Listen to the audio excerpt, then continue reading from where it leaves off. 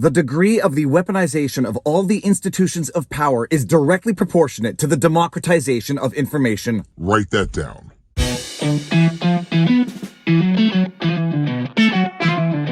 Viva Frei, Montreal litigator turned Florida rumbler. I am in Chattanooga, Tennessee, right here at Ruby Falls. This is my last stop on the way to the airport. I came to see the falls because I missed it on day one, and I said, while I'm here, I'm going to park the car and do a vlog. This vlog is going to be the latest breakdown of the overt, malicious, and in-your-face weaponization of the federal government, which is quite ironic. But before we get started, let me just introduce the characters in this play. You've got Matt Taibbi, journalist.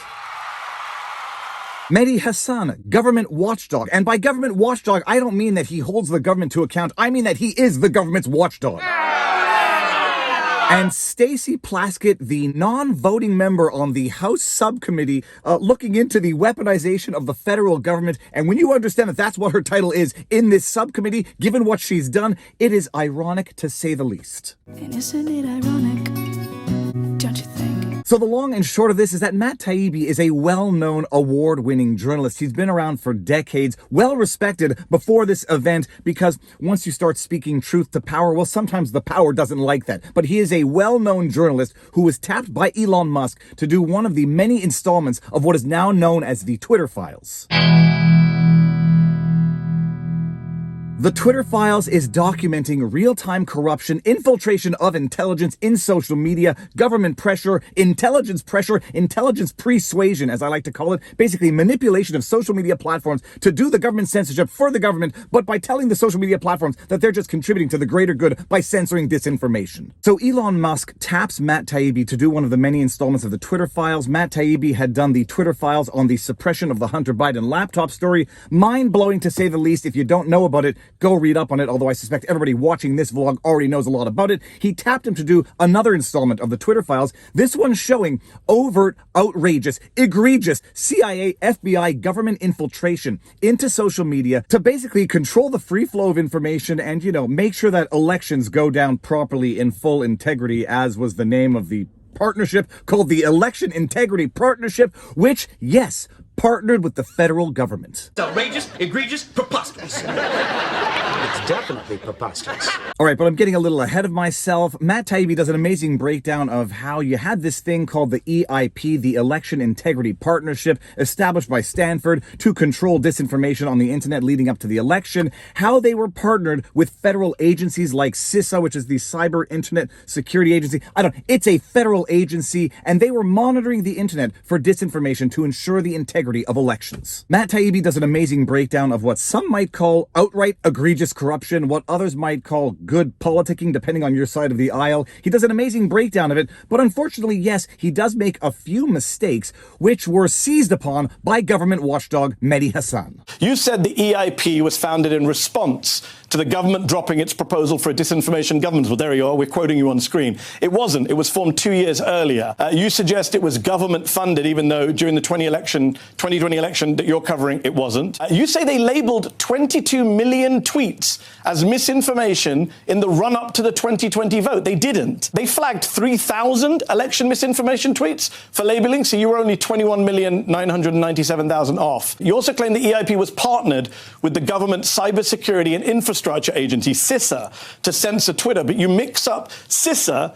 CISA, a Homeland Security Agency, with the Center for Internet Security, the CIS, which is a non-profit. In fact, you added an A to CIS. I think people can see it there. It's just error after error, Matt, on just this one topic. Mehdi Hassan invites Matt Taibbi on his MSNBC program. Matt Taibbi courageously accepts, expecting it to be something of an adversarial interview. But my goodness, there is a difference between an adversarial interview and an outright ambush, the purpose of which is to destroy one's credibility entirely. Mehdi Hassan had one goal and one goal only in that interview, and it was to utterly destroy the being, the journalist, the human, everything about Matt Taibbi, so that no one should ever take him seriously again, and more importantly, so that no one should actually focus on the substance of what Matt Taibbi accurately reported. I did a separate video breaking down what was so outrageously dishonest in that Mehdi Hassan interview, because while Mehdi Hassan was right that Matt Taibbi accidentally mistook the agencies or the entities CIS versus CISA, Mehdi Hassan dishonestly suggested that the CISA, the CISA, was not actually a partner with the EIP when they in fact were partners with the EIP by the EIP's own admission on the EIP's Taibbi's own website. From University of Washington's own website.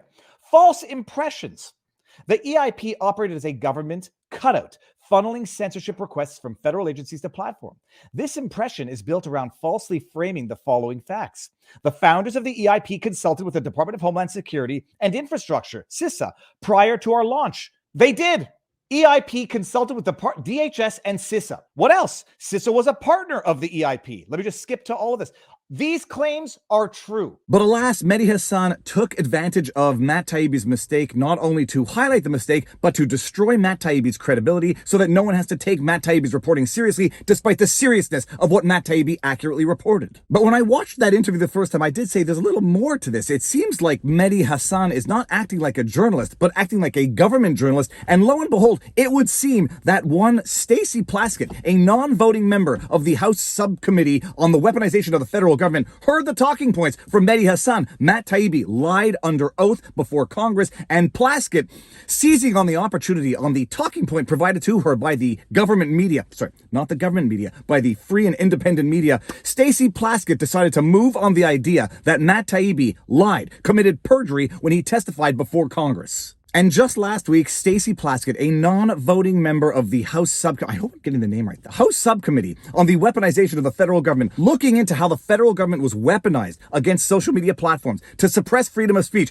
What does she do? She apparently sends a letter to Matt Taibbi, basically threatening him with 5 years in prison for perjury on the basis that because of the mistake that he admitted he made in his reporting on the Twitter files and consequently his testimony before Congress, that he made a mistake and that he signed a document saying that he would not knowingly make any materially false statements before Congress, and he made a mistake, therefore that must be perjury, therefore she's going to threaten a journalist with 5 years in prison for perjury. But don't take my word for it, let's just read what Stacey Plaskett wrote. Quote, "This mistake is important because by adding an A, you weren't making a harmless spelling error. Rather, you were alleging that CISA, a government entity, was working with the EIP, Election Integrity Partnership, to have posts removed from social media," end quote. Plaskett wrote to Taibbi, according to a letter obtained by journalist and fellow Twitter Files reporter Lee Fang on Thursday. Plaskett continued, quote, "Prior to your appearance before the subcommittee on March 9, you signed the Judiciary Committee's Truth in Testimony form, certifying that you understand that, quote, knowingly providing material false information to this committee, subcommittee, or knowingly concealing material information from this committee, subcommittee, is a crime. 18 U.S.C. 1001. But in order to appreciate just how egregious this act of government intimidation is, we actually have to go back to the hearings themselves when Matt Taibbi was testifying, and what Stacey Plaskett told him at the time. She referred to Matt Taibbi as a direct threat to those who oppose him. Oh, this is it. This is oh yeah. I want everyone to understand. Life, Kierkegaard, man, it's my favorite expression ever. It can only be lived forward. It can only be understood backwards, but must be lived forwards. I remember commenting on this when I forget who published it. I'll see it and posted this. I'll see it from the tweet. Listen to this, people. Mr. Chairman, I'm not exaggerating when I say that you have called before you two witnesses who pose a direct threat to people who oppose them. First of all, I mean, the irony of what you just said there, given what she's done. Now, people like to talk about dog whistles all the time. Oh, that's a dog whistle call to violence. When a government official refers to an independent journalist as a direct threat, that is a dog whistle. That is a dog whistle not only to government, but to the general public, because if you are facing something that is a direct threat, well, my goodness, you had better protect yourself against that direct threat, no? So Stacey Plaskett, non-voting member on the House Subcommittee of the Weaponization of the Federal Government, refers to Matt Taibbi as a direct threat. The same day Matt Taibbi testifies before Congress, the IRS conveniently, coincidentally shows up at his house. My goodness, you could script this, but no one would believe it in a movie because they would say it's absolutely too outrageous to be true. Sorry, I spat there a little bit.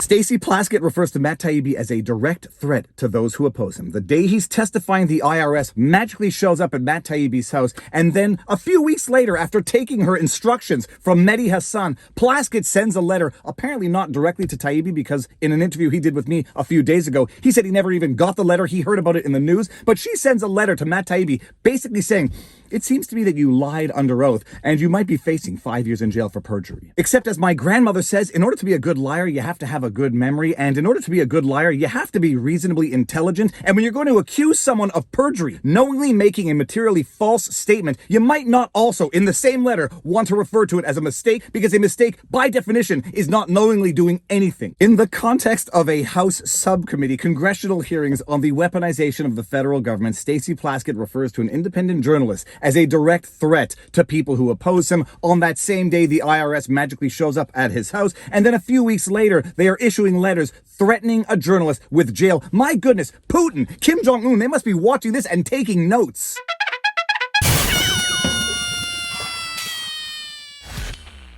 They must be watching this and saying, my goodness, I hope you Americans don't ever dare lecture us on authoritarianism ever again, because my goodness, what you're doing there, if it's not the same thing in terms of extent, it's the same direction, my goodness. It's so egregious because what Plaskett is doing, even by her own words, even by her own logic, doesn't make any sense, because Plaskett in her letter says, Matt Taibbi, you made a mistake. That's not perjury. Matt Taibbi himself admits, I made a mistake. I thought the CIS was the CISA in my reporting. The bottom line, it doesn't make a difference. The CISA was in fact a confirmed partner with the EIP, and that should shock everyone, Matt Taibbi's mistake aside. But as a member of government and totally not weaponizing her power, Plaskett then takes to her powers to threaten a journalist with jail time for alleged perjury while simultaneously recognizing and admitting that the journalist made a mistake.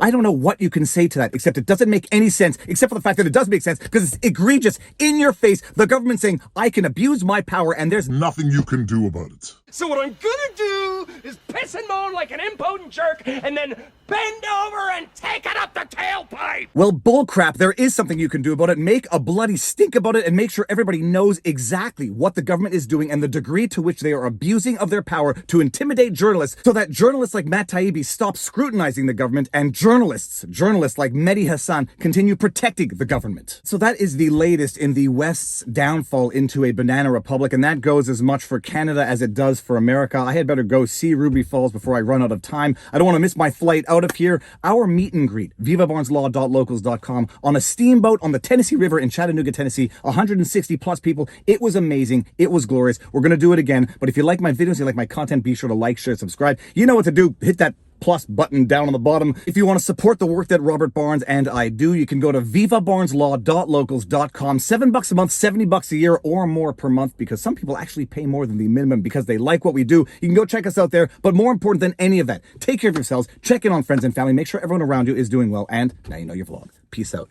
Booyah! All right, it seems that the joke is on me. Ruby Falls is actually underground, and you have to walk a half mile to get there, and I don't have time to do that before going to the airport, so we're just going to end this vlog with where I was recommended to go instead, the incline, which is 1,000 feet higher and which overlooks all of Chattanooga. Look at this. Yeah, not bad. Not bad at all. Whoa. Beautiful. Wide angle.